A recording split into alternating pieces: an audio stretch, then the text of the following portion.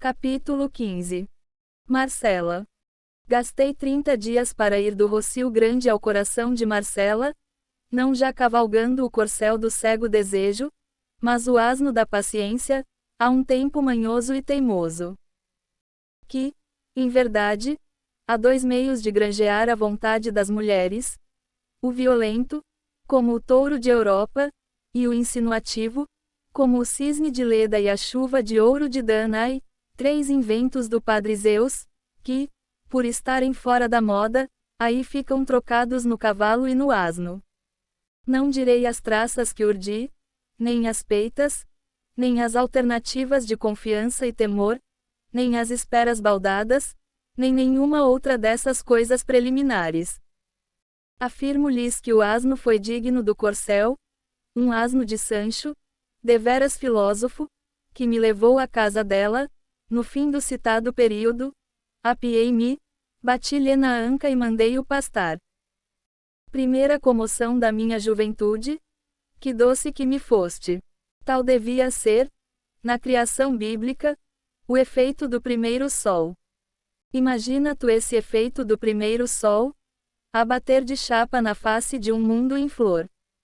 Pois foi a mesma coisa, leitor amigo, e se alguma vez contaste 18 anos, deves lembrar-te que foi assim mesmo.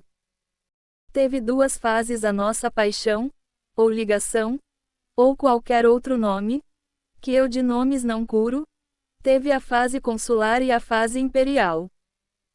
Na primeira, que foi curta, regemos o Xavier e eu, sem que ele jamais acreditasse dividir comigo o governo de Roma, mas, quando a credulidade não pôde resistir à evidência, o Xavier depôs as insígnias, e eu concentrei todos os poderes na minha mão, foi a fase cesariana. Era meu universo, mas, ai triste, não o era de graça. Foi-me preciso coligir dinheiro, multiplicá-lo, inventá-lo. Primeiro explorei as larguezas de meu pai, ele dava-me tudo o que eu lhe pedia, sem repreensão, sem demora, sem frieza, dizia a todos que eu era rapaz e que ele o fora também. Mas a tal extremo chegou o abuso, que ele restringiu um pouco as franquezas, depois mais, depois mais. Então recorri à minha mãe, e induzi-a a desviar alguma coisa, que me dava às escondidas. Era pouco, lancei mão de um recurso último, entrei a sacar sobre a herança de meu pai, a assinar obrigações, que devia resgatar um dia com usura. Em verdade, dizia-me Marcela, quando eu lhe levava alguma seda, alguma joia, em verdade, você quer brigar comigo? Pois isto é coisa que se faça, um presente tão caro. E, se era joia, dizia isto a contemplá-la entre os dedos, a procurar melhor luz, a ensaiá-la em si, e a rir, e a beijar-me com uma reincidência impetuosa e sincera, mas, protestando, derramava-lhe a felicidade dos olhos, e eu sentia-me feliz com vê-la assim. Gostava muito das nossas antigas dobras de ouro, e eu levava-lhe quantas podia obter. Marcela juntava-as todas dentro de uma caixinha de ferro, cuja chave ninguém nunca jamais soube onde ficava, escondia-a por medo dos escravos. A casa em que morava, nos Cajueiros, era própria. Eram sólidos e bons os móveis, de jacarandá lavrado, e todas as demais alfaias, espelhos, jarras, baixela, uma linda baixela da Índia, que lhe doaram desembargador. Baixela do diabo, deste-me grandes repelões aos nervos. Disse-o muita vez a própria dona, não lhe dissimulava o tédio que me faziam esses e outros despojos dos seus amores de antanho. Ela ouvia-me e ria, com uma expressão cândida e outra coisa, que eu nesse tempo não entendia bem, mas agora, relembrando o caso, penso que era um riso misto, como devia ter a criatura que nascesse, por exemplo, de uma bruxa de Shakespeare com um serafim de Klopstock. Não sei se me explico.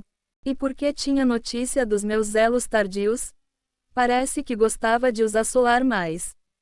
Assim foi que um dia, como eu lhe não pudesse dar certo colar, que ela vira num joalheiro, retorquiu-me que era um simples gracejo, que o nosso amor não precisava de tão vulgar estímulo.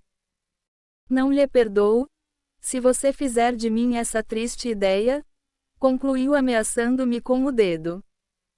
E logo, súbita como um passarinho, espalmou as mãos, cingiu-me com elas o rosto, puxou-me a si e fez um trejeito gracioso, um momo de criança. Depois, reclinada na marquesa, continuou a falar daquilo, com simplicidade e franqueza. Jamais consentiria que lhe comprassem os afetos. Vendera muita vez as aparências, mas a realidade, guardava-a para poucos. Duarte, por exemplo, o alferes Duarte, que ela amara deveras, 2 anos antes, só a custo conseguia dar-lhe alguma coisa de valor, como me acontecia a mim, ela só lhe aceitava sem relutância os mimos de escasso preço, como a cruz de ouro, que lhe deu, uma vez, de festas. Esta cruz. Dizia isto, metendo a mão no seio e tirando uma cruz fina, de ouro, presa a uma fita azul e pendurada ao colo. Mas essa cruz, observei eu, não me disseste que era teu pai que.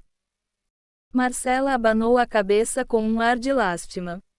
Não percebeste que era mentira? Que eu dizia isso para te não molestar.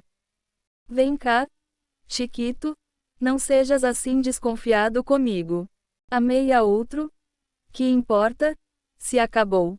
Um dia, quando nos separarmos. Não digas isso, bradei eu. Tudo cessa. Um dia. Não pôde acabar? Um soluço estrangulou-lhe a voz, e estendeu as mãos, tomou das minhas, conchegou-me ao seio, e sussurrou-me baixo ao ouvido. Nunca, nunca, meu amor. Eu agradeci-lhe com os olhos úmidos.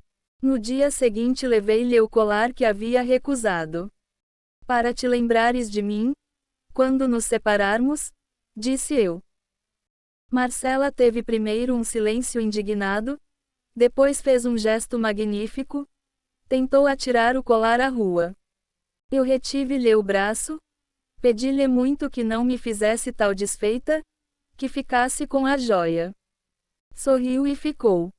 Entretanto, pagava-me à farta os sacrifícios, espreitava os meus mais recônditos pensamentos, não havia desejo a que não acude-se com alma, sem esforço, por uma espécie de lei da consciência e necessidade do coração. Nunca o desejo era razoável, mas um capricho puro, uma criancice, vê-la trajar de certo modo, com tais e tais enfeites, este vestido e não aquele, ir a passeio ou outra coisa assim, e ela cedia a tudo, risonha e paleireira. Você é das Arábias? Dizia-me. E ia pôr o vestido, a renda, os brincos, com uma obediência de encantar.